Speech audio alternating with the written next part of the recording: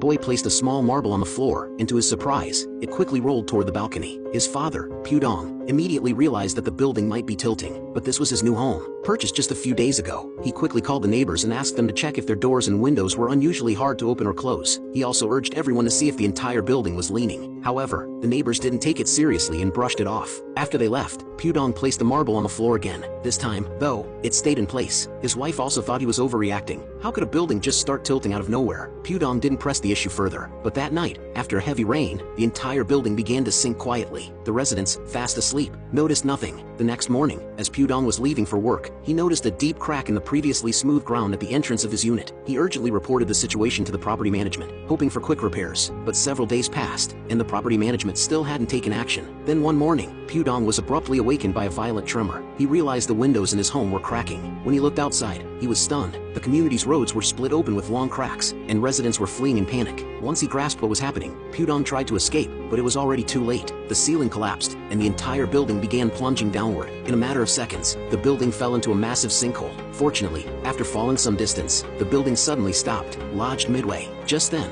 a car fell from above and hurtled toward the roof, nearly hitting their neighbor, Atai. Atai quickly lifted his feet and desperately pushed against the car. After finally managing to shove it away, the building began to sink again. Meanwhile, Pudong was searching for his son. That car had crashed through the balcony and landed right in his living room. Someone inside was desperately banging on the window, pleading for help. When Pudong collected himself and took a closer look, he realized the driver was actually his coworker. He frantically tried to pull the car door open to rescue him, but the handle came off in his hand. To make matters worse, the car began sliding backward. His coworker, Xiao Shuai, was screaming inside, yelling at Lao Piao. He also tried desperately to open the door, but he too pulled off the handle. Luckily, the car eventually got stuck against a wall, and Xiao Shuai managed to climb out through the window. After that, they found another trapped coworker, Xiao Mei, in another room. Everyone gathered on the roof, trying to call for help, but they were too far from the ground to get any signal. They could only yell toward the opening at the top of their lungs, but all they heard in return were echoes and their own heavy breathing. Then, Atai's son suggested they should first gather some survival supplies, so everyone started working separately. Meanwhile, above ground, search and rescue operations had already begun, but as soon as rescue workers descended into the sinkhole, the surrounding ground collapsed, forcing them to retreat. The rescue team then switched to using drones for exploration. However, the sinkhole was already more than 250 meters deep,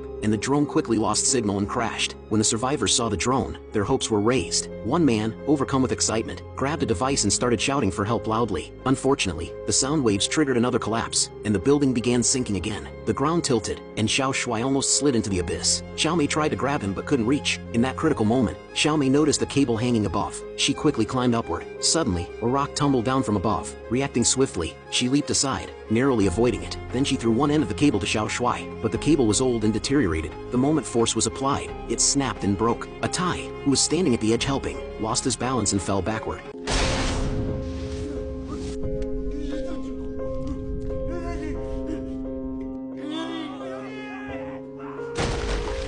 Atai was stuck in a soft mud pit. The more he struggled, the deeper he sank. Seeing this, Xiao Mei quickly threw down a rope, but his anxious son, without thinking, jumped into the mud pit. However, one rope could not support the weight of two people. Atai could only desperately use his hands to hold up his son's face, but this weak effort was ultimately useless. Soon, father and son were swallowed by the mud. At this critical moment, Pudong suddenly had a brilliant idea. He immediately rushed downstairs, grabbed a stool, and smashed the glass window. As the glass shattered, a large amount of mud poured in through the window. Everyone worked together to dig through the mud and finally found the submerged father and son. After clearing the mud from their mouths, the two gradually began to breathe again. At this time, the signal from the external drone also returned to normal. After the drone returned to the ground, the search and rescue team quickly reviewed the footage and confirmed that there were still survivors underground. So they immediately dropped food, living supplies, and a satellite phone via parachute. Pudong grabbed the satellite phone and contacted his wife, but he received bad news. His wife said that their son was missing, and the last known location was in this building. Although the firefighters repeatedly advised against taking action without authorization,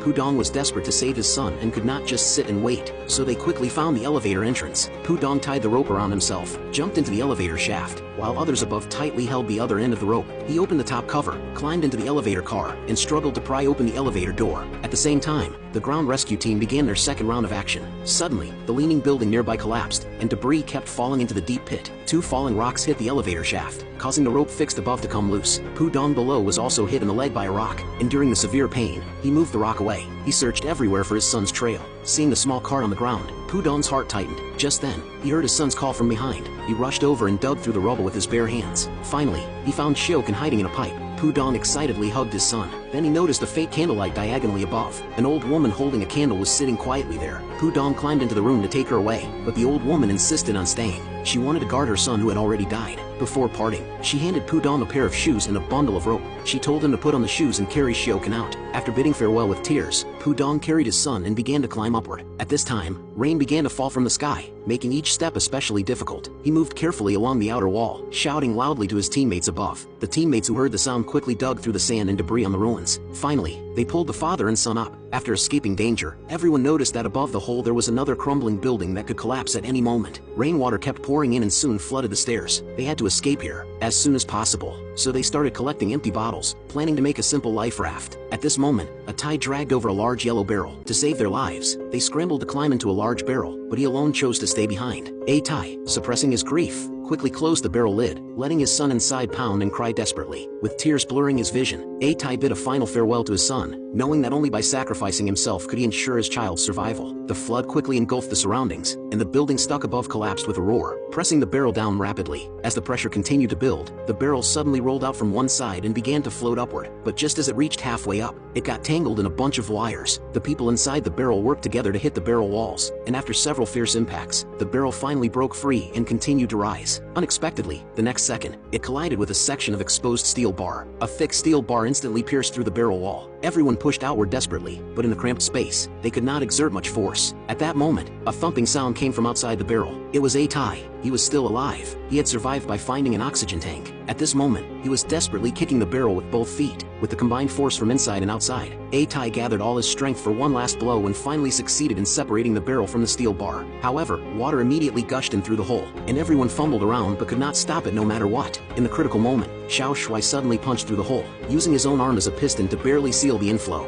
Tai outside tried to grab Xiao Shui's hand to escape together, but the barrel was rising too fast, and he still failed to catch his hand. Desperate, Tai slowly sank. At the last moment, a rope hanging from the barrel suddenly tangled around his ankle, and he was pulled upward rapidly by the barrel, finally breaking through the water surface.